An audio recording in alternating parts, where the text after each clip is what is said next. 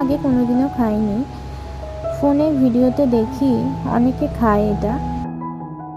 এখানে আমি ভালো করে গরম জল ফুটিয়ে নিয়েছি, তো এটা গরম জলে ভালো করে পরিষ্কার করে নেব।